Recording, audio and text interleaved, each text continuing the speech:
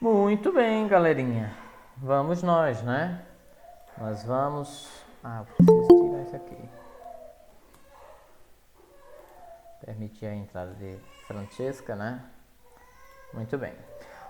Vamos lá. Vamos começar com movimentos bidimensionais, também chamado de balística, tá? Ou seja, essa parte da física... Vocês estão ouvindo, né, Laura? Essa parte da física que vai abordar os lançamentos. Por exemplo, os lançamentos horizontal ou vertical. É bem verdade que os lançamentos verticais nós já estudamos, não foi? Lá em queda livre, quando um corpo é abandonado ou quando um corpo é lançado verticalmente para cima. Ei, Rayana!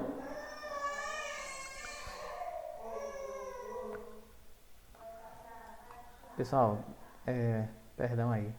É porque também ela tá um pouco abusadinha, que ela já tomou vacina já hoje, viu? Beleza? Eu espero que vocês compreendam. Bom, vamos lá. Então eu estava falando o seguinte, que o movimento vertical a gente já estudou, né? A gente trocava, lembra? A aceleração por gravidade. Essa aceleração, essa gravidade atuava quando o objeto lançava para cima, né? Então o objeto ia a favor, contrária à ação da gravidade, então eu ia usar na fórmula menos g. Quando o objeto era abandonado, ou seja, o corpo já caía a favor da gravidade, então eu usava mais g. Não é isso? Basta vocês olharem depois na videoaula passada. Então vamos falar no lançamento horizontal. Vamos ver se vocês lembram. Quando alguém está no alto, né, de uma torre, eu me lembro que nessa aula aqui eu usava até um simulador para mostrar a vocês, né? Simulador FET. Alguém lança uma bolinha do alto, o que acontece? Essa bolinha vai ser lançada para frente ao mesmo tempo que ela cai, não é verdade? Quando ela é lançada para frente, se eu fosse analisar tudo o que acontece no movimento no eixo horizontal, é como se a bolinha estivesse se movimentando, minha gente, em movimento uniforme, com velocidade constante, tá certo? Então pode olhar, daqui para cá, ela anda a mesma distância que daqui para cá, que ela anda a mesma distância daqui para cá, no eixo X. Agora no eixo Y não, é diferente, porque no eixo Y ela obedece à ideia de queda livre. Então olha aí, ó, essa bolinha era como se ela estivesse só aqui no primeiro segundo de queda. Quando ela chegasse bem aqui, ela já tinha andado um pouco mais. Depois, no próximo segundo, olha o tanto que ela já tinha andado. Percebe? Então, aqui o que a gente precisar calcular no âmbito do eixo x e y vai ser a altura. O que a gente precisar calcular no âmbito do eixo x vai ser o deslocamento horizontal. Por exemplo, no eixo x, a velocidade vx é a própria velocidade inicial com que a bolinha é lançada. Tá bom? Então, trata-se de um movimento uniforme, ou seja, a gente quer saber aonde a bolinha chegou, por exemplo, aqui em Px, quer saber quando ela está bem aqui, o quanto que ela já se movimentou? É simples, é só multiplicar a velocidade inicial pelo tempo. Essa fórmula é uma fórmula que vocês conhecem, ΔS é igual a V vezes ΔT, tá? Agora que ela começou a sentir, né, os efeitos. Dá para abrir aí, né? Bom, pessoal, vamos lá. Vamos continuar, né?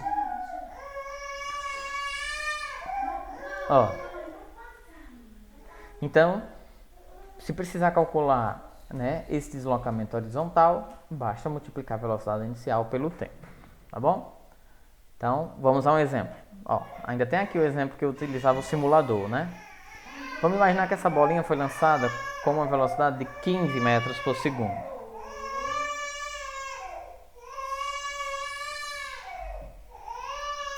Minha gente, o negócio é sério, viu? E ela vai cair, por exemplo, de uma altura de 10 metros. De uma altura de 10 metros. Então, como que eu vou saber esse deslocamento que ela vai alcançar quando alguém lança ela com essa velocidade para ela cair dessa altura? Primeiro, essa fórmula é aquela fórmula que vocês conhecem. H igual a 5t ao quadrado. Então eu troco H por 10, ó. Fica 10 igual a 5t ao quadrado. Passo esse 5 dividindo, portanto 10 dividido por 5 é 2, né? Minha gente, quando vocês não entenderem, vocês digam, viu? Vocês ficam muito assim calados e tal. Então fica 2t ao quadrado. Quando esse quadrado passa para o outro lado, ele passa em forma de raiz, lembra? Então é só tirar a raiz quadrada de 2. Fica 1,41. Moral da história. Eu agora tenho a velocidade inicial, ela foi lançada com 15, e eu tenho o tempo de queda. Ela levou 1,41 segundos para chegar embaixo. Então a pergunta é, de onde ela foi lançada até onde ela chegou? A gente chama isso de alcance. Qual foi o alcance da bolinha? Bom, esse alcance horizontal, quando se multiplica 15 por 1,41, dá 21,21 metros. Tá certo? Tranquilo? Alguma dúvida em relação a isso?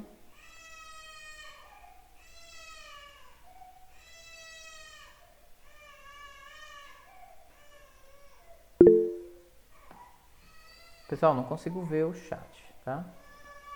Se vocês quiserem aqui acolá ligar o microfone e falar, eu agradeço, tá bom? Então tá certo, vamos em frente. Agora vamos ver o que é que acontece no eixo Y, viu? No eixo Y, tá? Aqui, ó, quando ela parte daqui, a velocidade inicial dela é zero, né? Velocidade de repouso. Então, ela vai cair em movimento uniformemente variado, a gente já sabe disso. Para a gente calcular, por exemplo, sua velocidade, Vy, né? Para achar esse Vy, é fazer isso, G vezes T. Tá? Gravidade vezes o tempo de queda. Tá?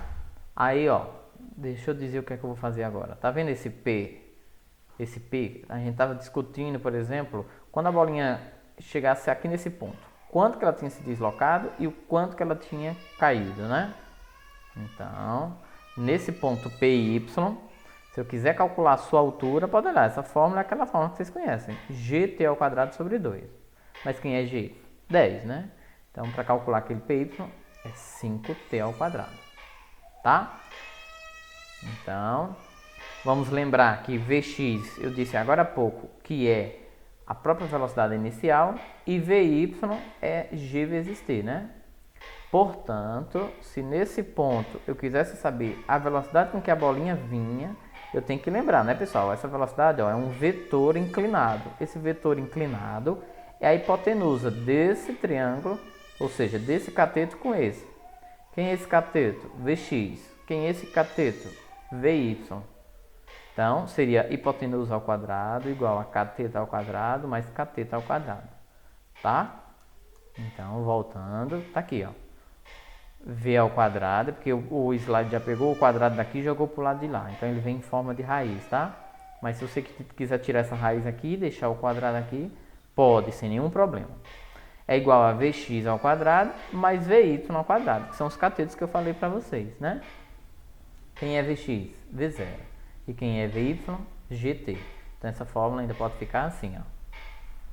Mas se você não quiser decorar essa fórmula, pronto, basta aprender isso aqui e lembrar que para calcular a velocidade é só jogar Pitágoras, tá? Tudo bem? Pessoal, só tem me lembrado que hoje era o dia da vacina de Laura, que é a vacina de 4 meses. São vacinas, aquelas vacinas que dá até reação, sabe? Eu não tinha colocado nossa aula para hoje. Mas enfim, o calendário quem fez foi Leninha, né? Tá bom? Eu peço desculpas a vocês aí. Mas nós vamos lá. Na hora que estiver atrapalhando muito, eu deveria até parar, né? Pessoal, alguma dúvida? Eu posso avançar? Tá dando para entender? Pode. Muito bem. Edson, o que é agora o lançamento oblíquo? O lançamento oblíquo é fácil de você entender. O vertical eu já sei, é lançar para cima ou lançar para baixo. O horizontal eu já sei, eu estou lá no alto e eu jogo uma coisa para baixo. Quando eu jogo alguma coisa para baixo, sendo arremessado lateralmente, ela vai andar tanto no lateral quanto no vertical. Foi isso que nós acabamos de ver, né? Essa é a ideia de lançamento horizontal. Alguém está lá no alto, lança isso para frente. Por exemplo, quando uma criança é abandonada de um prédio, sempre dentre os peritos tem que um físico estar no meio, sabia? Para saber se a criança realmente foi lançada, se a criança foi só abandonada, por exemplo, ela escorregou e caiu.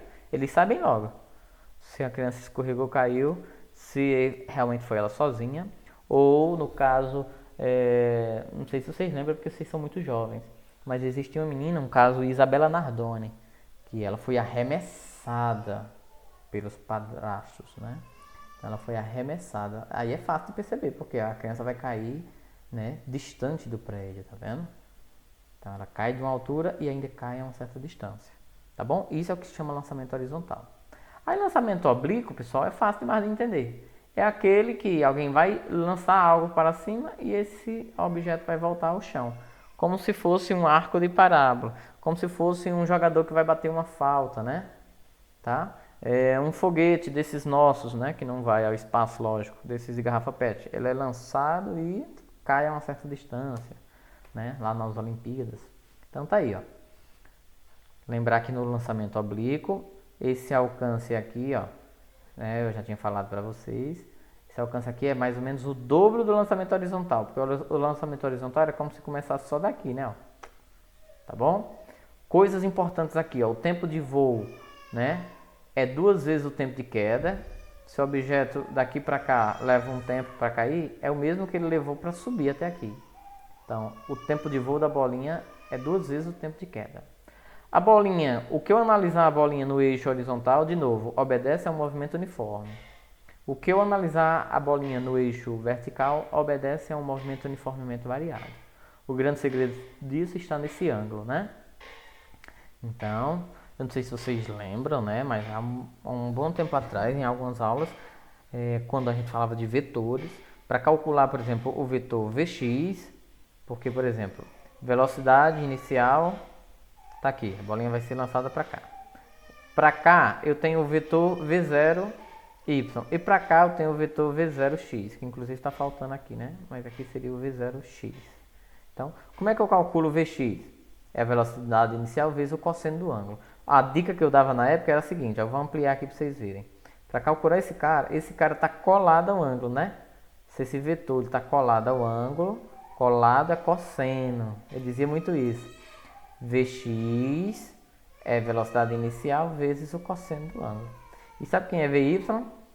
É a velocidade inicial vezes o seno do ângulo, porque o seno não está colado, ó, sem a cola. Tá bom?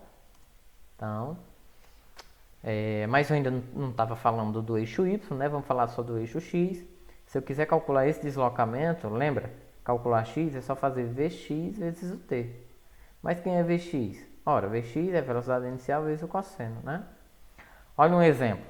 De novo, se uma bolinha for lançada com a velocidade de 15 metros por segundo e a altura máxima que ela alcançar for 5,73, por exemplo, vamos descobrir qual seria o alcance dela. Vamos descobrir o tempo de voo e vamos descobrir com que velocidade ela vai viajar no eixo X, tá? Então vamos lá, a primeira coisa a saber é, usa-se a fórmula da regra da queda livre para descobrir o tempo de voo. H igual a 5t ao quadrado. Lembra?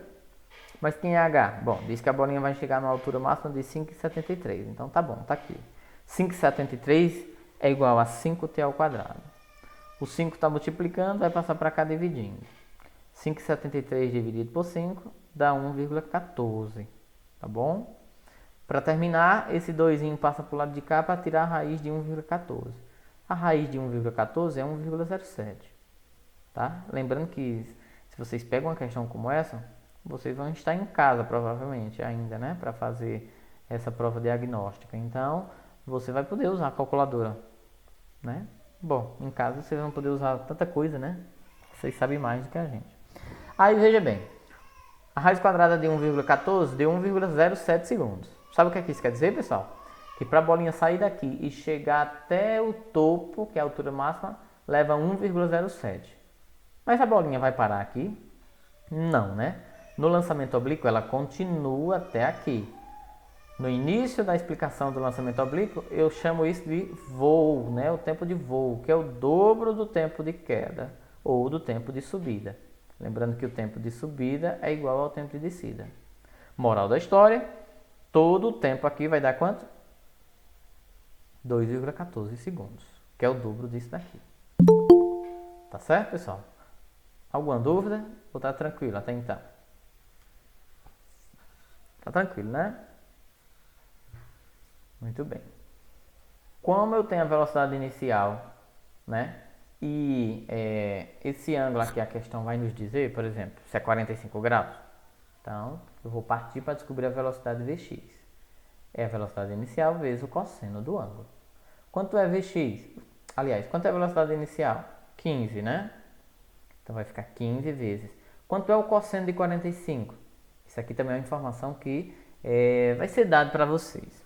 Embora muitos professores de matemática pedem que os alunos aprendam, decorem, existe até a musiquinha, né?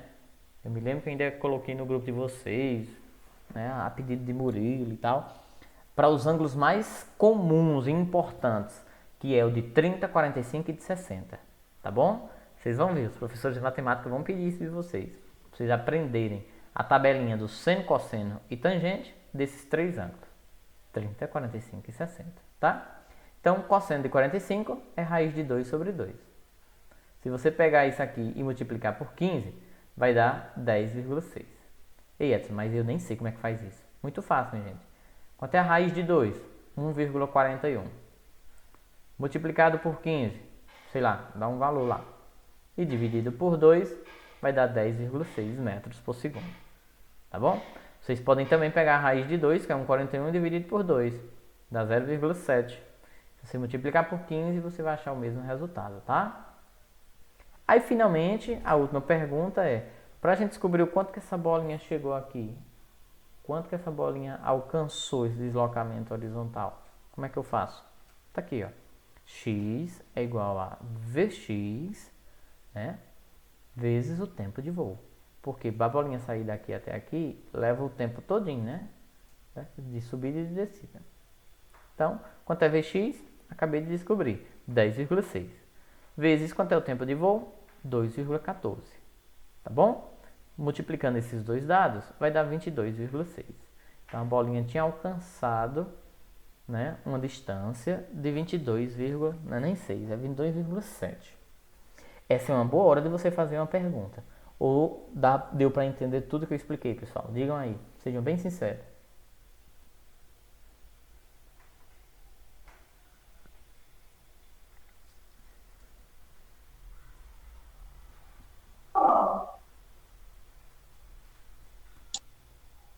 Tá tranquilo, tem certeza? Não, professor, se o senhor puder explicar de novo. Certo. Ó, vou lembrar mais uma vez que ainda assim, se eu explicar e o pessoal não compreender, essa aula está ficando gravada, tá bom? E vocês vão poder acessar depois no nosso canal do YouTube, tá? Tá certo. Então vamos lá, ó. A pergunta poderia ser assim: como que uma bolinha lançada com uma velocidade de 15 metros por segundo, alcançando uma altura de 5,73, vamos imaginar, deixa eu riscar isso aqui para me dizer a vocês uma coisa. Vamos imaginar, eu pego uma caneta de uma cor diferente aqui, que essas informações foram as informações que foram dadas pelo enunciado da questão.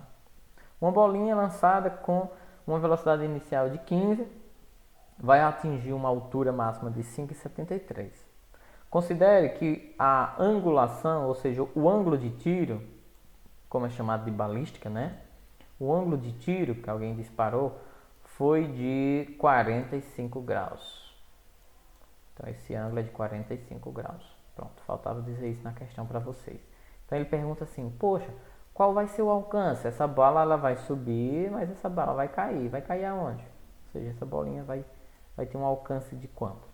Bom, para calcularmos o alcance, a fórmula é essa. Perdão, não é nem essa. A fórmula é essa, né? Alcance, ou seja, x, porque o alcance é uma coisa que está em cima do eixo x, né? No plano cartesiano. É a velocidade do eixo x vezes o tempo. Mas que tempo é esse? O tempo de voo todinho, né? Tempo de voo. Então tem um monte de coisa que eu não tenho aqui que eu tenho que calcular. Primeiro, tenho que calcular Vx. Aí eu uso essa fórmula, né? Vx é a velocidade inicial vezes o cosseno do ângulo. Então vamos para cá. Vx, eu vou começar até por aqui agora. Quanto é a velocidade inicial? 15, né? Quanto é o ângulo? 45. Então quanto é o cosseno de 45? Se caísse uma questão dessa na prova de vocês, eu ia dar essa informação. Cosseno de 45, pessoal, vale raiz de 2 sobre 2. Às vezes essa informação vem assim, acompanhado de raiz, viu? Quase sempre vem acompanhado de raiz, como pode vir um decimal. Se você pesquisar na internet, você vai ver, eita, quanto é o cosseno de 45? É 1,41 dividido por 2 vai dar mais ou menos 0,705. Deixa eu ver se eu estou com coragem de pesquisar aqui e mostrar a vocês. Se não for atrapalhar, né, nossa aula. Pode ser? Seno, não é nem seno, é cosseno, né? Cosseno de 45. Cosseno de 45, eita, mas aí tá radianos, né? Então, ó, essa é a tabela da internet, né? Cosseno de 45. Não, tá certo. 0,52. Ó, o que eu tava falando pra vocês é essa tabelinha que alguns professores querem que vocês aprendam, tá? Cosseno de 45, ó, raiz de 2 sobre 2. Tá bom? Por que eu fiquei na dúvida quando eu mostrei isso pra vocês? Porque, ó, vou fazer a conta pra vocês verem, tá? A gente não tá perdendo tempo muito com isso, não. Quanto é a raiz de 2? 1,41, né? Se eu pego esse número e divido por 2, ó, era para dar 0,707, tá vendo? Vezes 15, que é a velocidade inicial. Aí sim, tá vendo? 10,6. Tá? Tá vendo como bate? Mostra lá. Aqui, ó. 10,6.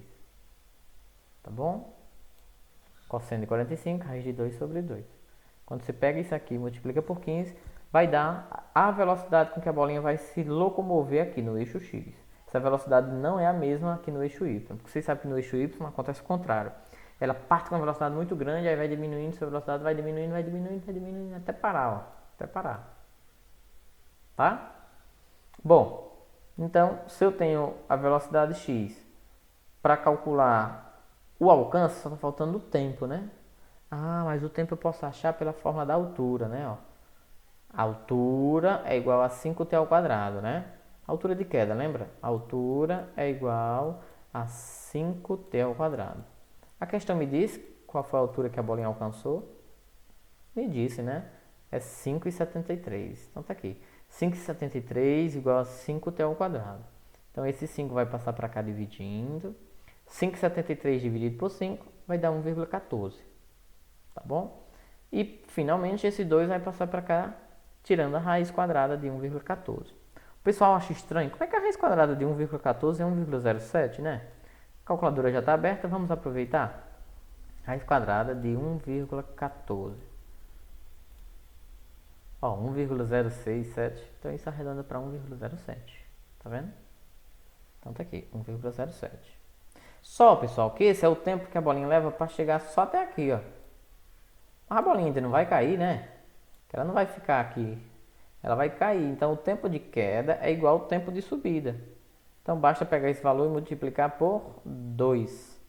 2 vezes esse valor, aí sim vai dar o tempo de voo. 2 vezes 2,14. Tá certo? E para encerrar, esse alcance horizontal é só fazer velocidade x vezes o tempo de voo. Esse tempo, ó, tempo de voo, tá? Não pode esquecer. Deixa eu ver. Ah, tá aqui, eu disse bem aqui, ó. O x é a velocidade x vezes o tempo de voo. Quanto é a velocidade no eixo x? 10,6. Quanto é o tempo de voo? 2,14. Quando a gente multiplicar isso, vai dar 22,7. Tá bom? É o alcance dessa bolinha, 22,7 metros. Tá, pessoal? Tranquilo?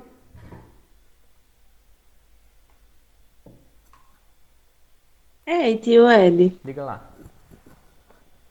Aí a questão sempre vai dar o ângulo? Pronto, boa pergunta, né? A questão ela tem que fornecer esse ângulo pra gente, porque senão a gente não consegue resolver.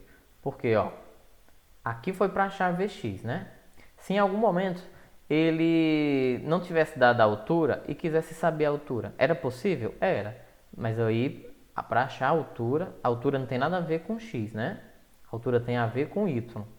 Ah, então para achar alguma coisa com y, eu ia precisar da velocidade y.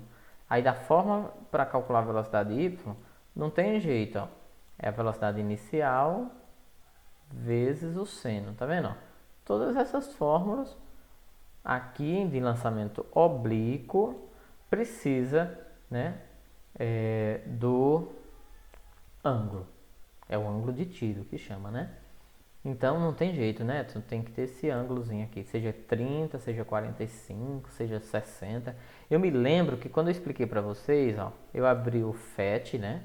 O simulador FET, e mostrei a vocês o seguinte: quando a bolinha é lançada com um ângulo de 45, ela alcança o maior alcance. Esse alcance aqui, ó, seguramente eu poderia mostrar para vocês que é o alcance máximo. Opa, tem alguém chegando aí, né? Ah, meu Deus, cadê? Ah, é aqui, porque tá oculto, né? É Lídia. Pronto. Tava dizendo o seguinte, ó. Esse alcance, quando o ângulo é de 45, ele é máximo. Você pode ter certeza, tá? Já que eu tô com a página da internet aberta, vou mostrar aqui para vocês. Quando o alcance é máximo. Tá aí, ó. O alcance será máximo possível quando o ângulo é de 45 graus. Estão vendo? Quando o ângulo é de 45 graus. Tá certo? Ó, as imagens que comprovam isso que a gente está explicando, ó. Olha o tanto de forma que esse conteúdo existe que eu consigo resolver com os meus alunos sem mostrar essas formas para vocês. Não precisa. Ó, tá vendo? Ó? Eu trato esse conteúdo com fórmulas bem mais simples. Bem mais simples mesmo. Aí essa imagem ela é muito importante pra gente. Deixa eu ver se eu consigo ampliar ela aqui ao máximo. Enquanto vai abrindo ali, né? Aqui é para mostrar o seguinte. Não sei se foi Larissa que perguntou, mas serve para todo mundo, ó. Quando você lança a bola a 45 graus, percebe que a cor azul foi o maior alcance? Quando eu lanço a 30 graus, não sei se vocês vão lembrar dessa aula agora, né? É o mesmo alcance de quando eu lanço a 60. Por quê, Edson? Porque 60 e 30 são ângulos complementares, a soma deles dá 90. Se eu lançar um a 15, a bola vai ter o mesmo alcance se eu lançasse a 75. Olha que incrível! Imagine vocês aí, numa situação do dia a dia. Vocês já brincaram de uma brincadeira chamada peteca? Já ouviram falar? Digam aí.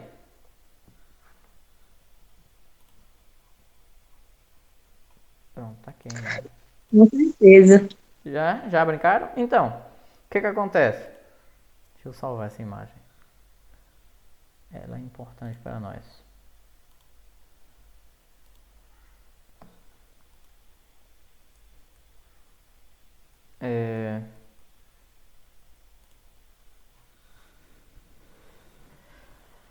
Imagem aqui.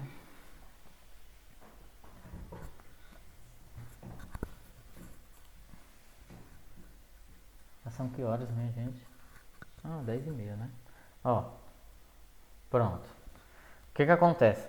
Quando você jogava a peteca muito alta, que o interessante da peteca era isso, né? Essa brincadeira. Era jogar a peteca muito alta, ela não chegava nos colegas muito longe, não. Os colegas tinham que vir pro centro para pegar ela, para não cair no chão, né? Por quê? Porque esse ângulo muito alto é o mesmo que se alguém lançar algo muito rasteiro. Tenta mandar uma coisa muito rasteira para alguém, como se fosse uma criança com pouca força, também não chega na pessoa da frente, né? A pessoa da frente tem que correr para pegar, entendeu? Então 75 graus é o mesmo lançamento que 15, porque 15 é complementado de 75. A soma dá quanto? 90. Aí a explicação para entender por que 45 é o maior é por isso. Porque qual é o complemento de 45? O próprio 45, né? Não sei se vocês estão entendendo comigo. Quem completa 45 para chegar a 90 só pode ser 45. Se eu fosse fazer um outro desenho, fica em cima dele. Vocês entendem isso? Essa é a explicação. Tá bom? Posso tirar a imagem? Vamos seguir em frente?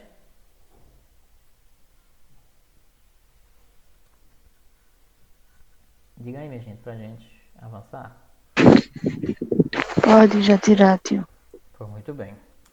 Mas, se tivesse na dúvida, poderia deixar, tá bom? Então, Ó, aqui agora o mesmo slide para mostrar o que eu precisava fazer caso a pergunta fosse no eixo Y, né? Deixa eu colocar aqui o apontador a laser. Eu sei que esse conteúdo, talvez de todos os que a gente viu, é o mais chato ou intrigante, por ter várias fórmulas. Eu tenho que me lembrar que calcular alguma coisa nesse âmbito X é calcular no movimento uniforme. E calcular alguma coisa no âmbito Y é calcular no movimento uniformemente variado.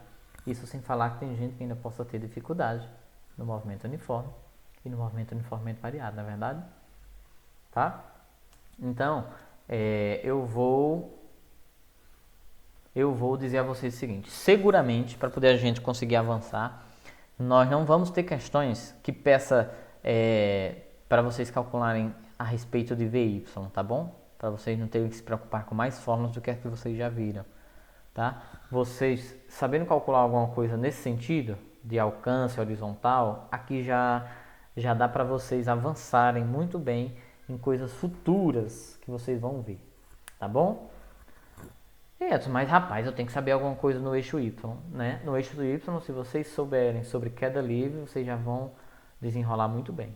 Essa fórmula volta a existir porque essa fórmula é a mesma. Calcular a velocidade é aplicar Pitágoras, tá? Aí, qual é o resumo final, né, de lançamento, para a gente sair já desse tópico?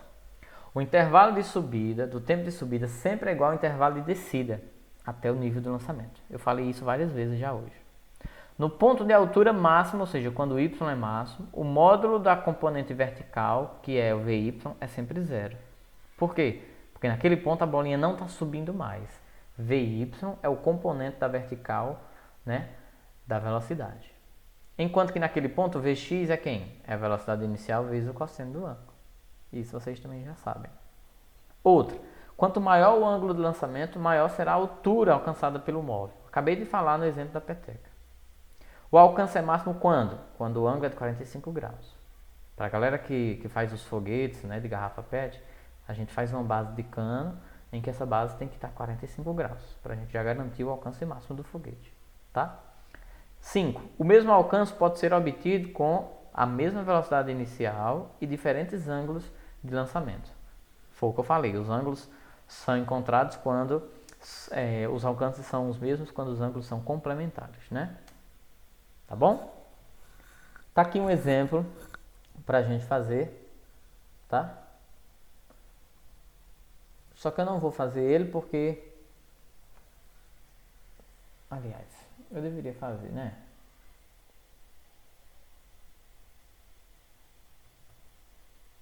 Qual é melhor esse outro? Aqui o exemplo da peteca, né? Eu acho que é melhor a gente fazer isso. Veja bem, ó. Em um gramado plano e horizontal, João e Pedrinho brincam com um jogo de peteca. Para mandar a peteca para João, Pedrinho dá uma pancada com a mão espalmada, imprimindo a ele uma velocidade inicial de 10 metros por segundo. É o que Pedrinho está fazendo. Tá vendo aí, Larissa, o ângulo? Né, ó, o ângulo aqui é de 60 graus. A distância que um está do outro, ou seja, essa bolinha já vai ter que ter esse alcance, da bolinha não, né? Essa peteca já vai ter esse alcance, né, de 8,5 metros, tá bom? Então vamos para a pergunta. Como o João está a 8,5 metros de Pedrinho, que vai apanhar a peteca, né, na mesma altura em que ele mandou, desprezando a resistência do ar e adotando a gravidade como 10. Ó, que a informação que eu disse que a questão sempre vai te dizer, ó. Cosseno de 60 é 1 sobre 2 e o seno de 60 é raiz de 3 sobre 2. Portanto, calcule. Qual o intervalo de tempo entre Pedrinho acertar a peteca e João pegá-la? Vou mostrar para você ver o que ele está pedindo. Ele está pedindo o tempo de voo, galera, ó. Para Pedrinho lançar daqui e João pegar daqui, ele está dizendo isso leva quanto tempo? Então, o tempo para sair daqui e chegar aqui, percorrer esse alcance todo, a gente chamou de tempo de voo. Não foi na explicação? E na letra B, qual a altura que a peteca vai estar em relação ao nível, né, caso o ângulo fosse de 45 graus? Ou seja, a peteca, o ângulo subiu, vou dizer de novo, a altura vai ser grande aqui porque o ângulo é grande. Acabei de dizer isso na reprise, ó. Quanto maior o ângulo de lançamento, maior vai ser a altura do móvel. Então vocês, se quiserem, a gente calcula para vocês verem. A altura quando ele lançou com 60. E na letra B ele quer que a gente calcule a altura quando ele lançou com 45. Tá? Tudo bem? Pronto. Então, o que é que vai acontecer? Já coloquei aqui a resposta, né? Letra A. A velocidade no eixo Y é sempre a velocidade inicial vezes o seno, né? Por isso que ele deu o seno. Então, a velocidade do eixo Y é velocidade inicial 10 vezes o seno, raiz de 3 sobre 2. Então, quanto é 10 dividido por 2? 5. 5 raiz de 3, a questão quis deixar assim. Tá bom, então pode ficar. 5 raiz de 3 metros por segundo. Se não, vocês iam pegar e extrair a raiz de 3 numa calculadora, dá 1,7 vezes 5, tá bom? Uma coisa importante, né? Que eu disse que uma questão como essa, não sei se pode cair para vocês. Mas eu até tinha retirado essa fórmula. Ó, que fórmula é essa? Calcular a velocidade lá no ponto mais alto. Porque se eu usar essa fórmula da velocidade lá para o ponto mais alto, eu vou ter condições de saber o tempo de subida. Mas o tempo de subida eu não poderia calcular por altura? Mas vocês percebem que eu não tenho altura, né? Então só posso achar o tempo quando eu tenho altura. Só posso achar a altura quando eu tenho tempo. Poxa, mas essa questão pediu para achar o tempo sem ter altura. Graças que existem outras fórmulas para isso. A fórmula da função horária da velocidade. Vovô ativo. Velocidade final no eixo Y é a velocidade inicial, mais o ângulo, esse símbolo é não é nem do ângulo, pessoal, é da aceleração. Deixa eu dar uma ampliada para vocês verem melhor. Velocidade do eixo Y, lá no alto, é igual à velocidade inicial, né, com que ela foi lançada pelo eixo Y, e o ângulo vezes, não é nem o ângulo, vou dizer de novo, perdão, é a aceleração, né? A aceleração vezes o tempo. Essa setinha está dizendo porque ele está subindo, né? A orientação é está subindo, tá? Então, vamos lá. A orientação é a bolinha está sendo arremessada. Só que ele está indo contra a ação da gravidade, não é isso? Então, se ele está indo contra a ação da gravidade, tem que lembrar que eu vou ter que subtrair isso aqui, não é não? Então, vamos lá. Lá no alto, a bolinha atinge que velocidade? Bom, quando ela chegou no ponto mais alto, a velocidade dela é 0, né? Mas ela partiu no eixo Y com que velocidade?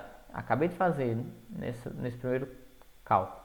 5 raiz de 3. Então tá aqui. 5 raiz de 3.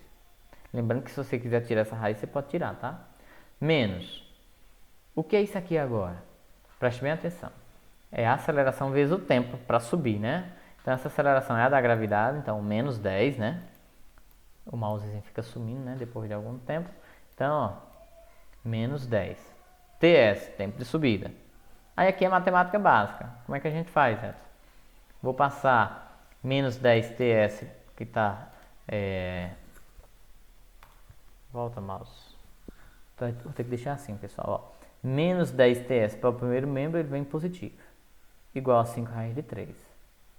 Se o 10 TS está multiplicando, ele vai passar dividindo. Então, ele vem para cá, ó. Então, o TS vai ser 5 raiz de 3 sobre 10. O que é isso, Edson? Pronto, isso é o tempo de subida.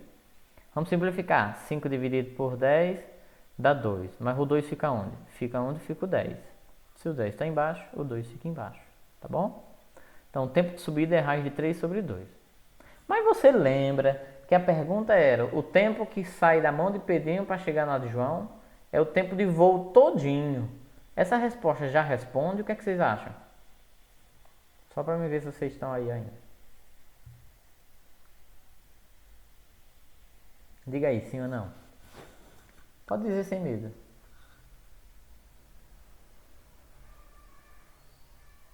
Professor, Diga lá. a gente teria que pegar o dobro, não é? Exatamente. Porque aqui é só o tempo para subir, né? Para chegar naquela altura máxima que ainda nem sei que altura é essa. Ah, então tempo de subida mais tempo de subida de queda é 2 vezes esse valor. Ora, 2 vezes esse valor, eu vou cancelar o 2 de cima com o 2 de baixo. Vai ficar só raiz de 3, tá bom? Então esse tesão, esse tesão até ficou estranho, né? Esse tesão é o tempo de voo, é raiz de 3 segundos. Pronto, aqui terminou a primeira pergunta. Vamos para a segunda. A altura que a peteca vai estar quando a bolinha fosse lançada com 45. Eita, então vamos lá. Se a bolinha fosse lançada com 45, olha uma coisa interessante. Isso é uma coisa que a gente só aprende se a gente souber de geometria, minha gente. Por isso que física e matemática andam muito juntos. Parece dois primos assim, inseparáveis. Por que você está dizendo isso? Porque quando essa bolinha fosse lançada com a velocidade de 45, sabe o que quer dizer? Que esse vetor é igual a esse, minha gente. Sabia? Esse vetor é igual a esse, Edson? É. Porque 45 graus, ele é a bissetriz de um ângulo interno de um quadrado. Edson, que já foi isso disso? Vamos devagarzinho, né? Imagine um quadrado. Todos os ângulos internos de um quadrado são quantos? 90, né? 90, 90, 90. Se eu cortar isso aqui ao meio com uma diagonal, esse cara vai ser chamado de bissetriz. Fica 45 para cá, 45 para cá. Moral da história, quadrado tem lados iguais, não tem? Tem. Então, Vx vai ser igual a Vy. Rapaz, então o que o senhor quer dizer é isso, né? Que aquela conta que a gente tinha feito, né? Se fosse para calcular Vx, não era a velocidade inicial vezes o cosseno, né? Então, para calcular Vy também seria a mesma coisa. Velocidade inicial vezes o cosseno. Mas, Edson, velocidade inicial não é vezes o seno? É, minha gente. Só que nesse caso, os dois vetores são iguais, quando é 45 graus. Então, qualquer uma das duas contas, se vocês fizerem, dá 5 metros por segundo. É sério, Edson? É sério. Tá? Porque quanto é o cosseno de 60? Ora, o cosseno de 60 é 1 sobre 2. Vamos ver se é verdade? Tá aqui, cosseno de 60, 1 sobre 2. E quanto é a velocidade inicial? Vamos ver se a gente lembra. A velocidade inicial, 10. Ó.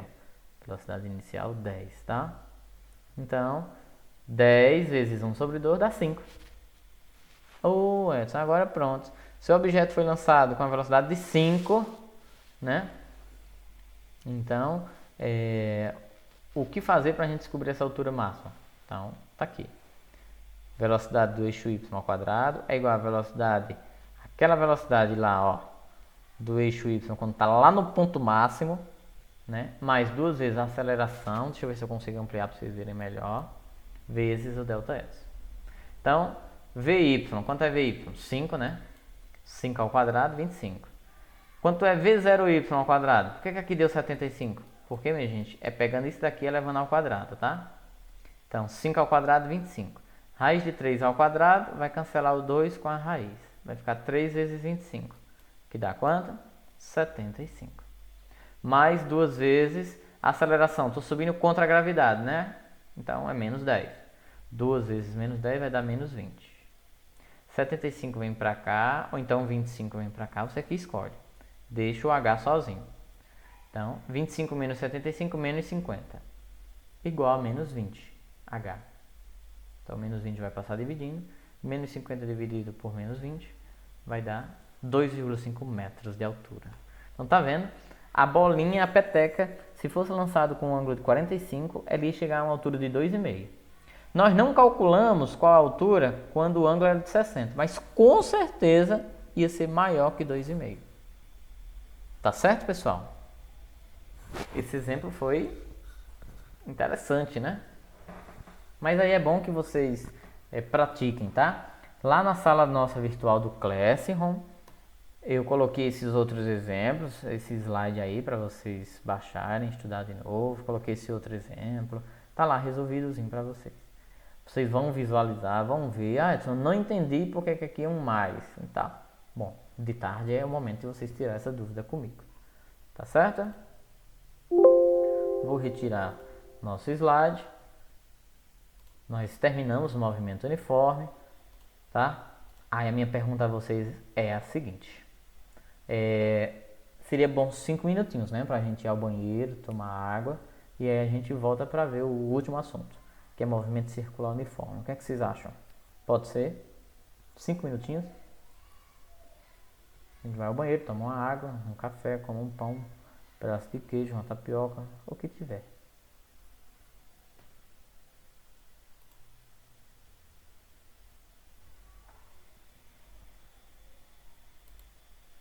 Minha gente, diga alguma coisa aí.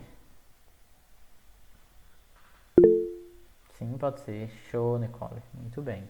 5 minutinhos, viu? Pessoal, aí lembra, vocês não precisam sair, fica aqui mesmo, deixa ligado e tal. Se você precisar sair porque você está usando a internet, sei lá, dados móveis, aí lembra de clicar no link e volta de novo daqui a 5 minutos. Mas você não precisa sair não, tá bom?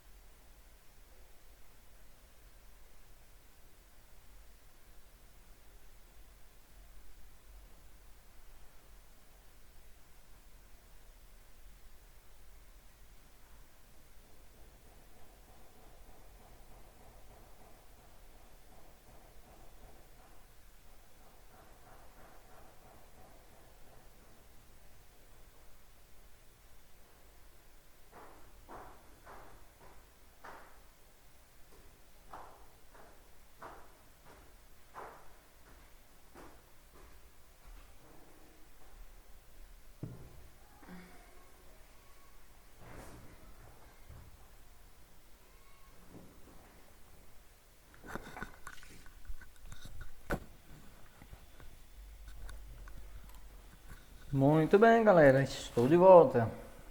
Vamos lá. Deu tempo de ir ao banheiro, tomar uma água, um café. Muito rápido, né?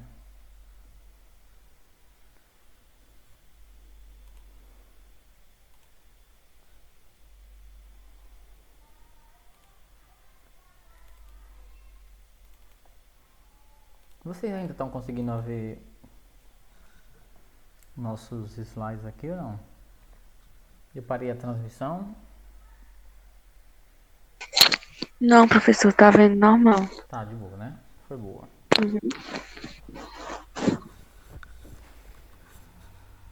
Muito bem. Esses slides aqui são maiores, mas vocês lembram que eu retirei algumas coisas daqui, ó. É porque tem muito exemplo. Tá bom?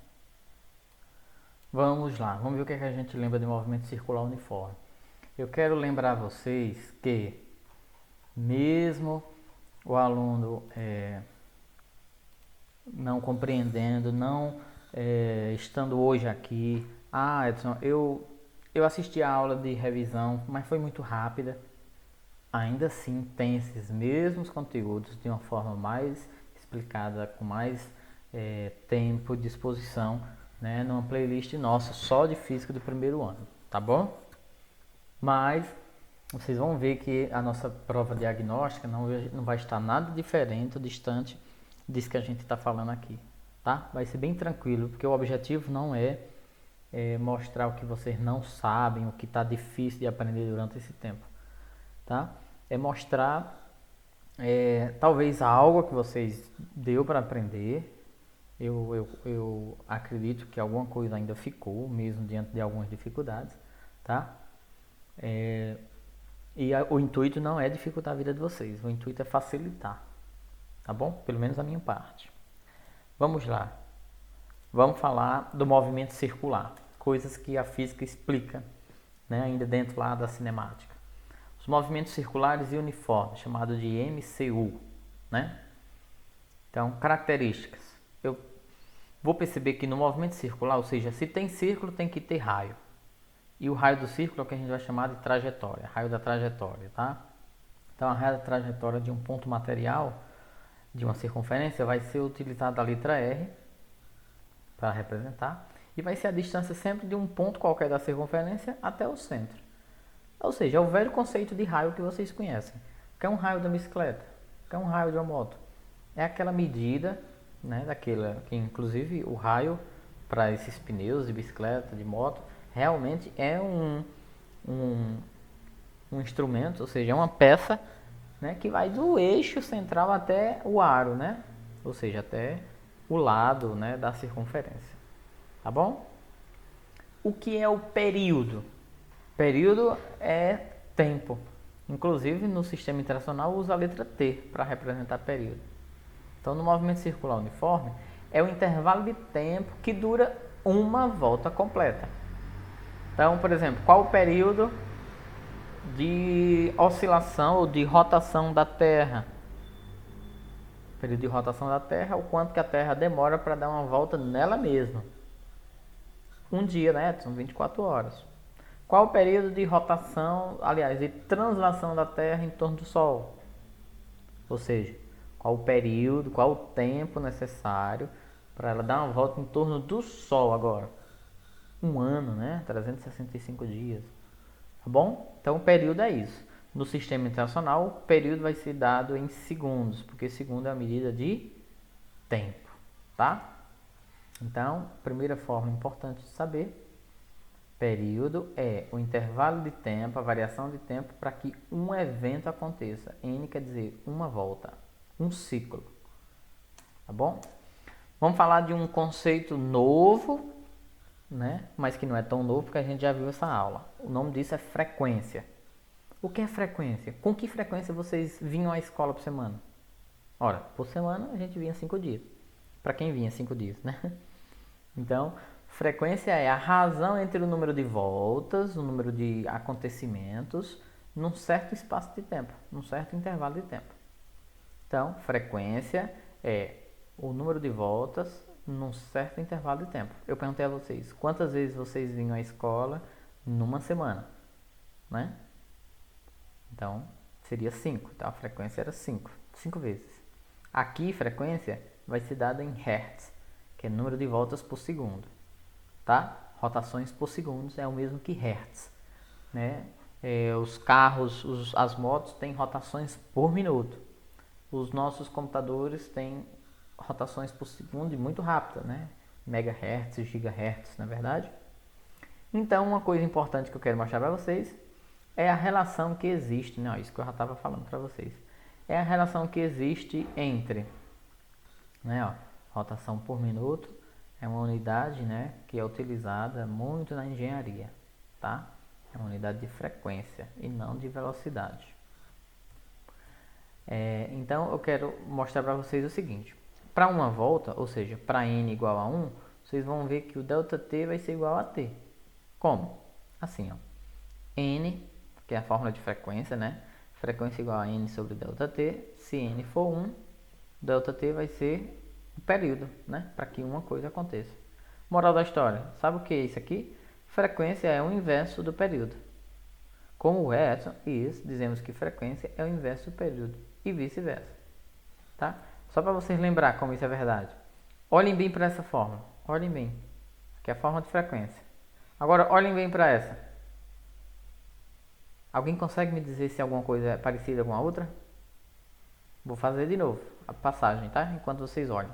O que essa fórmula se parece dessa? O que essa fórmula de frequência tem a ver com essa? De tempo ou de período.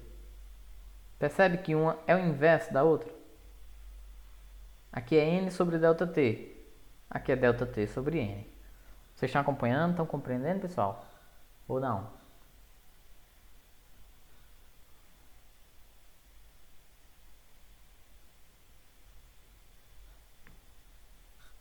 Bom, eu vou entender que o silêncio de vocês é um silêncio enriquecedor, tá? Que é verdade. Então, por isso que surge essa ideia de que frequência é o inverso do período. Tá bom? Como é que faz para calcular a velocidade escalar, né? Também chamada de velocidade escalar linear. No movimento circular uniforme, essa velocidade sempre é constante e pode ser calculada assim. Velocidade é ΔS sobre ΔT. Bom, isso a gente já sabe. Mas a velocidade escalar linear quer dizer o seguinte: ei, um comprimento de uma circunferência, já que eu estou no movimento circular uniforme, como é que eu calculo o comprimento de uma circunferência? Já ouviram falar em 2πr, que a gente estuda isso lá na geometria. Então o ΔS aqui vai ser 2πr, né? Considerando uma volta, que o ΔS é 2πr. E considerando que ΔT é o tempo, é o período, portanto a fórmula vai ficar assim. Velocidade escalar linear, pessoal, tá aqui embaixo, ó, 2πr sobre t. Tá bom? 2πr sobre t. Eita, Edson, mas lá na prova tinha uma questão que não estava me dando o período, né? Ele estava me dando era a frequência. Não tem problema, vocês acabaram de ver que frequência é o inverso do período. Só joga naquela forma de um sobre o outro que vocês iam achar o período e jogava aqui. Tá bom? Então, é isso aqui, ó. Essa velocidade de escala linear em qualquer ponto é sempre o mesmo, sempre constante, tá? Por quê? Porque essa velocidade também é chamada de velocidade tangencial. Nesse momento, se alguém está movimentando aqui um ioiô, e isso aqui se soltar, vai sair com a velocidade. Mas ele se soltar bem aqui, vai sair com a mesma velocidade. Mas se soltar bem aqui, vai sair com a mesma velocidade. Tá bom? O que é velocidade angular? Isso aqui é ômega médio. Como é que eu calculo a velocidade angular? Porque na circunferência existem ângulos, né? Então é como se fosse assim. Preste bem atenção nessa figura. Para a gente saber a velocidade angular que um corpo sai de P1 e chega a P2, ou seja, dessa posição 1 e chega à posição 2, eu tenho que levar em conta que ele saiu de um certo tempo e chegou a um outro tempo.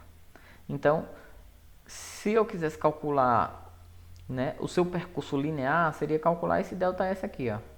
Mas eu quero saber o seu percurso angular. Então, o percurso angular está de acordo com o ângulo que ele forma lá com o centro, né? Ó. Lá na geometria o professor chama isso aqui de ângulo central, tá? Ou seja, esse deslocamento tem a ver com esse ângulo. Se esse ângulo for pequeno, esse deslocamento é pequeno. Não faz sentido isso? Se esse ângulo for grandão, né? Se ele viesse até aqui embaixo, então esse ΔS era grandão, tá bom? Portanto, velocidade vai ser calculada por essa forma, ó. Δθ sobre ΔT. Lembrando que Δθ a gente chama de deslocamento angular, tá? Então, ó, aqui nós vamos ter um deslocamento angular. Vai estar de acordo com o raio, né, da trajetória. Então, como é que faz isso? Velocidade angular média é o deslocamento angular dividido pelo tempo. Ora, mas esse ângulo tem a ver com uma coisa chamada agora de π radiano. Não sei se vocês lembram. Quanto é o valor de π normal? Quem lembra o valor de π normal?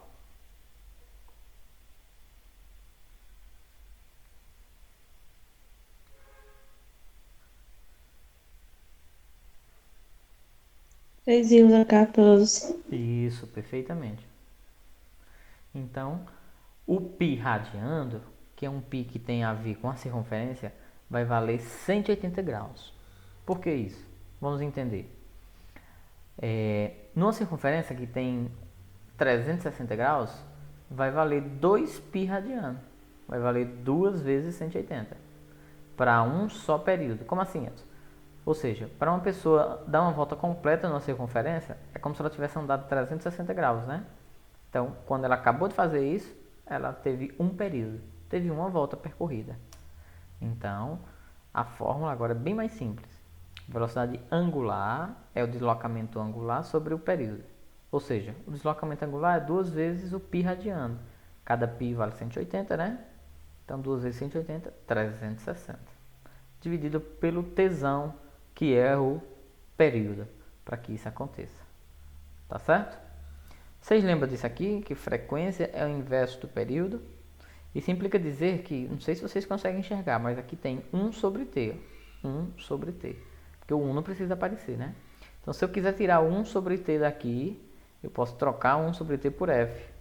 Então, essa fórmula poderia ser reconhecida desse formato. 2πf. Tá bom? Mas essa não está errada não, essa está certa também. Aqui você usa ela quando ele dá o período. Aqui você usa ela quando ele te der a frequência. Tá? Bom, e o que é a função horária angular do movimento circular? Veja, no movimento circular a relação é essa, né? O deslocamento angular é igual à velocidade angular vezes o tempo. Oxente, de onde foi que veio isso, Edson? Simples, pessoal. Esse cara, nesse instante vocês não viram que ele é igual a Δθ sobre ΔT? Eu só peguei ΔT que estava aqui embaixo e passei para cá multiplicando. Para que você vai fazer isso? Simples, porque a variação angular é o ângulo final menos o ângulo inicial. Vocês sabem, tudo isso na física, todo delta na física é aquela variável final menos a variável inicial, né? Portanto, tá aí, ó. Essa é a equação ou a função horária angular. O ângulo final, o deslocamento angular final, depende do deslocamento angular inicial mais a velocidade angular vezes o tempo. Essa fórmula se parece muito, né, com umas que a gente já viu no movimento uniforme.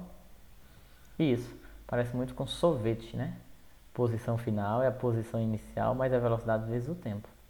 Vocês vão ver, minha gente, quando vocês saírem do primeiro ano, vocês dizem, ai meu Deus, aquele conteúdo que eu achava tão difícil, ele agora faz sentido, ele agora é mais fácil. Porque as fórmulas se parecem muito. Ó, eu estou no movimento uniforme, então as fórmulas se parecem muito com a coisa do uniforme. Ou seja, aqui é como se fosse x igual a velocidade vezes o tempo. ΔS igual a velocidade vezes o tempo. É muito semelhante. Tá bom?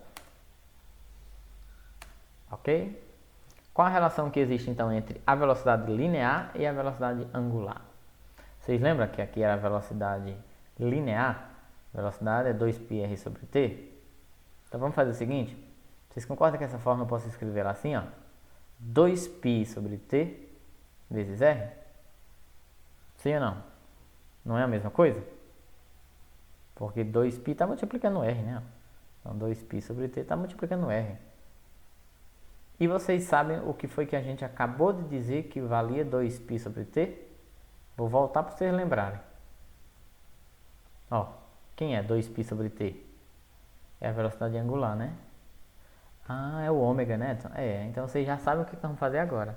Vou trocar isso aqui por ômega e a resposta final vai ficar V igual a ômega vezes R. Tá bom? Como 2π sobre t é velocidade angular, então essa é uma relação muito útil para exercícios, quando quer comparar uma velocidade com a outra. Velocidade linear é a velocidade angular vezes o raio. Tá bom? Bom, aqui vai falar de aceleração, mas na nossa prova não vou colocar aceleração do movimento circular uniforme, tá bom? É muito importante que quem perdeu essas aulas reveja, porque teve algumas coisas, alguém pode olhar e dizer, puxa, a Edson botou muitos conteúdos. Bom, pediram pra gente utilizar os conteúdos que a gente ensinou, porque senão eles vão achar que a gente não deu esses conteúdos, tá entendendo? Na prova, quando eles pegarem a prova, então o que acontece? Mas dentro do conteúdo tem muitos tópicos que eu não vou abordar na prova. Então é muito importante o pessoal ver, rever esses assuntos, né? Quem lembra, eu vou colocar gráficos do Move. Me lembra aí, quem teve aqui que assistiu a aula da semana passada.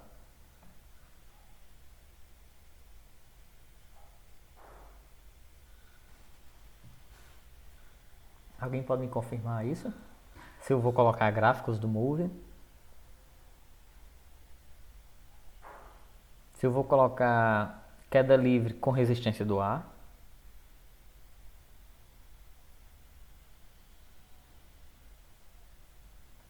Pode dizer, pessoal, sem medo. Sim ou não. Aqui a gente tá só na aula, né?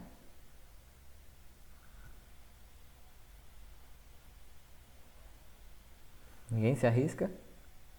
Ou vocês não estão mais aí?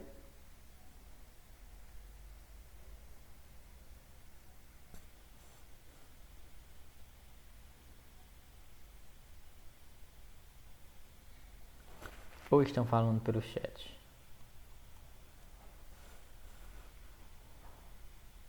Ninguém?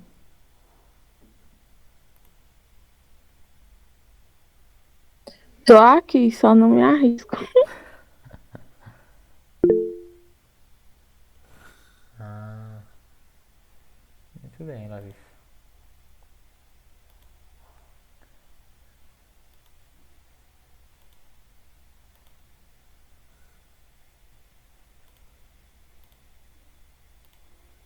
Foi muito bem. Então, ó.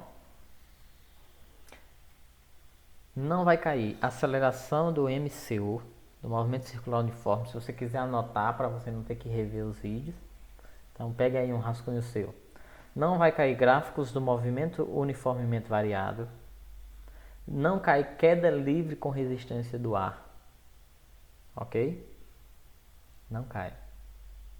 Então, já são 3 tópicos importantes aí para quando vocês forem rever todo o assunto, se é que vocês vão rever todo o assunto, não precisar estudar à toa, tá bom? Então estou passando. E o nosso último tópico para a gente encerrar, o que são movimentos circulares acoplados. Movimentos circulares acoplados, o nome já diz, é quando tem um movimento junto, sincronizado, acoplado a outro. Por exemplo, várias engrenagens, né, no mundo, né, da indústria existe uma circunferência, uma coroa, uma catraca acoplada a outra. Ela pode ser acoplada por uma corrente, por uma, né, mas geralmente é uma corrente, é uma correia, tá? Onde uma força vai transmitir, né, rotação para outra. Uma não vai se movimentar e a outra vai ficar parada. Sistemas com movimentos acoplados, os dois se movimentam, né? Agora a gente vai ver como, tá? Existem umas características importantes entre elas, né? Olha aí o tanto de coroas que andam juntos por estarem transmitindo, né, a mesma rotação, ou seja, estão conectadas ao mesmo eixo, tá? Então, o que é que a gente percebe? Primeiro, que as velocidades escalares lineares são as mesmas, tá? V1 é igual a V2. Então, se V1 é igual a V2, você lembra que V era a angular vezes o raio? Foi a última coisa que a gente falou antes da aceleração. que eu até disse que não ia cair. Velocidade, eu vou pegar a caneta e vou deixar aqui anotado para vocês não esquecer. Velocidade linear é igual à velocidade angular, foi a última coisa que a gente decidiu, que a gente calculou ali, vezes o raio. Então, se agora há pouco aqui eu disse a vocês que a velocidade da primeira circunferência, da primeira coroa, é igual à velocidade linear da segunda, porque eles estão acoplados no mesmo raio, eu estou dizendo que a velocidade angular vezes o raio de um é igual à velocidade angular vezes o raio da outra. Tá certo? E outra coisa importante é, vocês também viram em slides anteriores como era que calculava a velocidade angular. Então, a velocidade angular é igual a 2πf.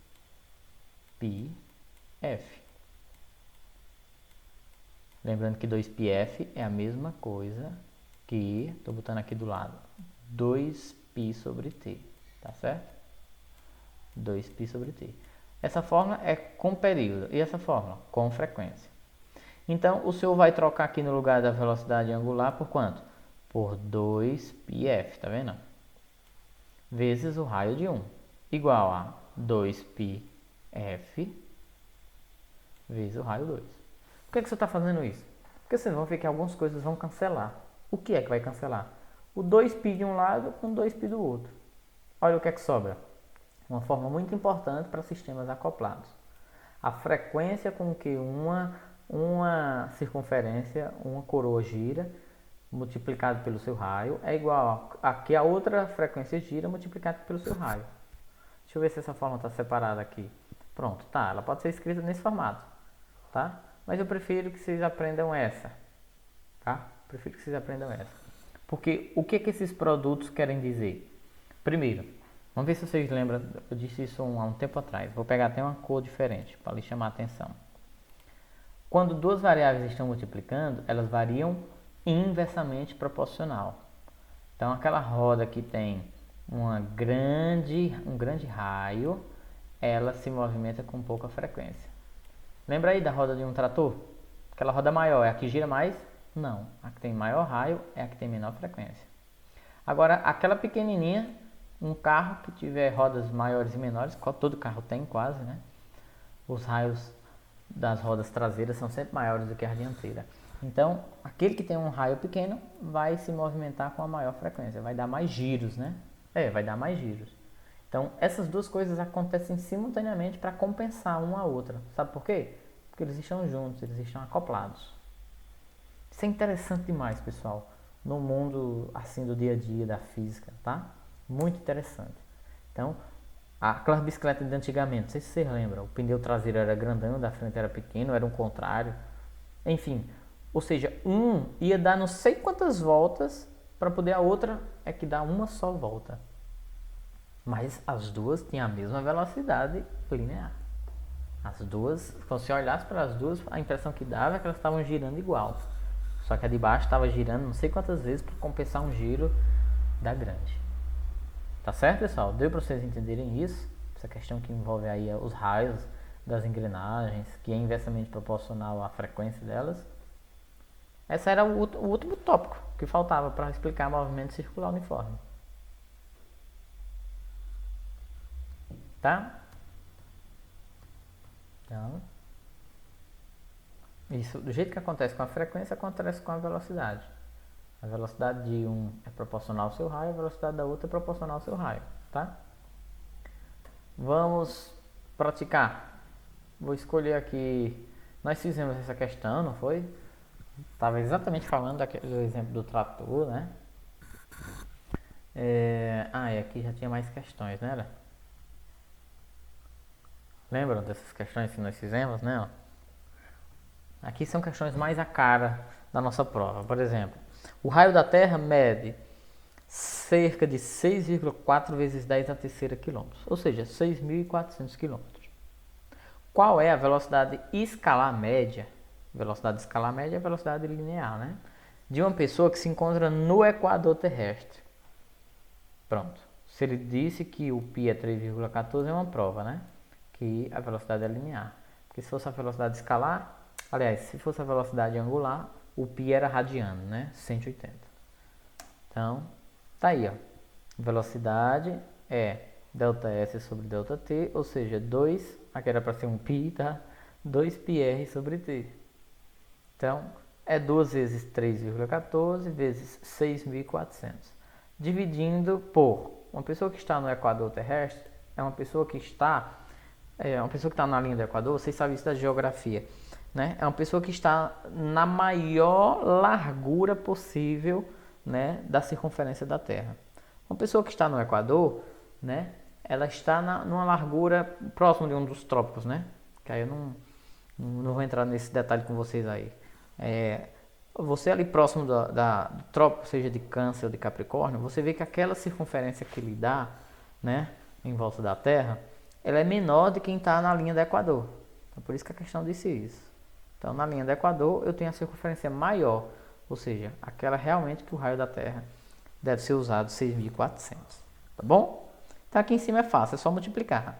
2 vezes 3,14 vezes 6,4. Esse número dá 40,192. Dividido por qual é o período que a Terra leva para dar um giro nela mesma? 24 horas, né? Então, quando eu divido esse número por 24, dá 1,67 vezes 10 à terceira. Lembrando que eu estava calculando a velocidade, né?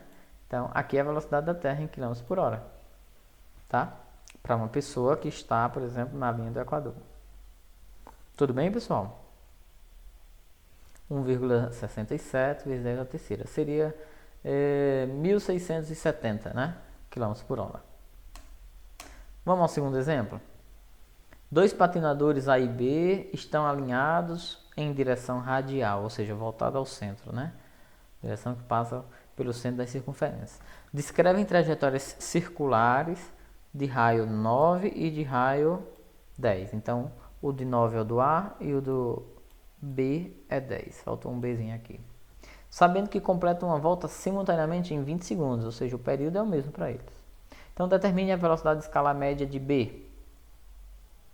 Determine também a velocidade angular média de A. Ah, tá aqui a mesma pergunta, né? Como é que a gente faz isso? Muito simples, né? Velocidade angular, a fórmula é essa, né? Velocidade angular é o Δθ sobre ΔT. Δθ é 2π sobre t, né? 2π sobre t, que é 20. Então, 2 dividido por 20 é a mesma coisa que 1 por 10. Pronto, pode deixar assim. Π sobre 10 radianos por segundo. Se quisesse trocar esse π por 180, não tinha problema. Ficava 180 por 10, dava 18. 18 radianos por segundo. É a mesma coisa, tá? E como é que faz para calcular a velocidade escalar média de B? Velocidade escalar média é a velocidade escalar, né? Linear. ΔS sobre ΔT. Quem é ΔS? Qual o percurso que se dá em volta de uma circunferência? 2πr, né? 2πr sobre o tempo, que é os mesmos 20. Porque o atleta 20 e o atleta 20, ó. O patinador 20, meu Deus, o patinador B e o patinador A, né, fazem isso simultaneamente em 20 segundos, né? Tá bom? Então, fica 2 vezes π vezes o raio, que inclusive quanto é o raio de B? Olha quanto é o raio de B? 10, né? Então, vai ficar 2 vezes 10 vezes π sobre 20. Ora, mas 2 vezes 10 é 20, né? Então, eu posso cancelar 20 com 20. Olha o que é que sobra? π. Isso é a velocidade escalar média, linear, né, de B. π metros por segundo. Seria 180 metros por segundo se eu pudesse trocar esse π por 180. Mas aqui eu não posso, né? Porque aqui não é velocidade angular. Aqui seria, se eu fosse trocar mesmo, seria 3,14, né? Vocês veem a diferença?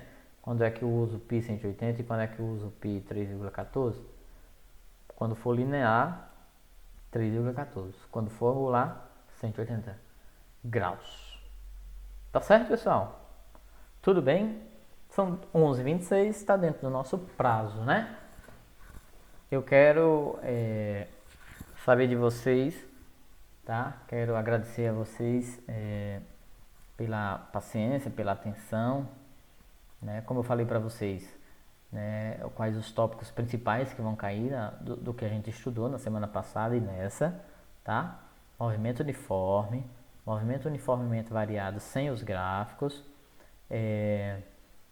queda livre, Mas queda livre sem a resistência do ar, praticamente queda livre vocês vão usar só aquelas proporções de Galileu, ou seja, h igual a 5t ao quadrado, né? H para altura e t para tempo de queda. Lembrando que h é a altura e a aceleração em qualquer fórmula de queda livre é a aceleração da gravidade, né? Cai também o que a gente estudou à tarde, naquele dia, que foi vetores, não foi?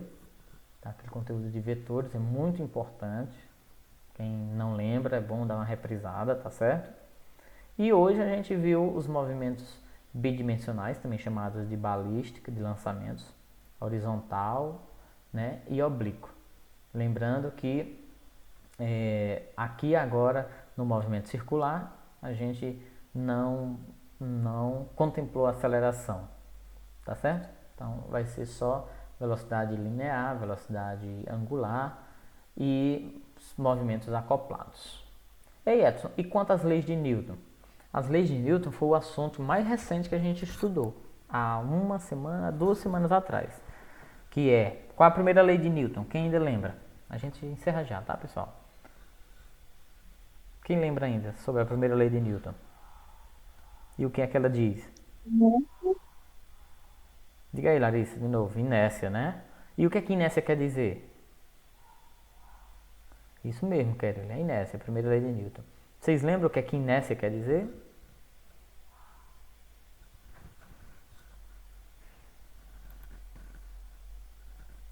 Ninguém lembra?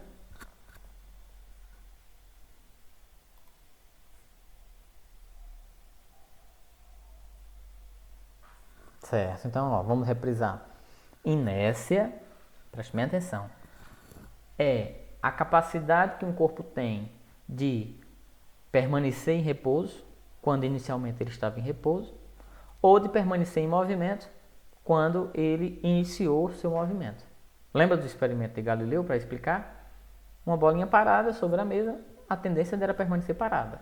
Por isso que as pessoas mais paradas, as pessoas mais sedentas, né, não gostam de se movimentar, não gostam de fazer exercício, porque tem a tendência, né, a permanecer em repouso. Tá certo? Ou vocês acham que num dia que tá chuvoso, friozinho, a gente já se levanta com ânimo para fazer um monte de coisa? É o contrário, né? A gente está em repouso, tende a permanecer em repouso. Agora, quando a gente já está no movimento, tem gente que diz assim: eu já limpei essa parte mesmo da casa, eu vou logo terminar, vou fazer essa outra. Por quê? Porque isso é próprio da inércia. Uma vez iniciou o movimento, esse movimento tende a continuar, né? E ele é perpétuo. Ele só para se existe uma força externa que impeça esse movimento. Tá bom? E dentro da mecânica que a gente estudou, toda a questão que falar sobre os dispositivos de segurança que vem nos carros é exatamente para nos livrar dos problemas causados pela inércia. Quem são esses instrumentos que a gente tem nos veículos que nos ajudam a isso? Cinto de segurança, freios ABS e os airbags dos veículos. No impacto de um veículo, o airbag aciona logo. Vocês sabiam que com uma velocidade acima já de 15 metros por segundo, né, que dá uns 40 e poucos quilômetros por hora, o airbag já pode ser adicionado caso de uma colisão. Tá certo? A segunda lei de Newton não vai dar para cobrar, não, né, que é aquela lá, força igual a massa vezes a aceleração. Foi nossa última aula, faltou a gente corrigir exemplos com vocês, né?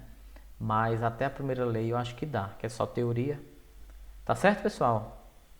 Alguma dúvida? Lembrando que à tarde, quem tiver dúvida, eu estou disponível, tá bom? Quero agradecer a participação de vocês, quero mandar um abraço, dizer que eu estou morrendo de saudade e que um dia a gente volta a se encontrar. Tá bom? Até mais.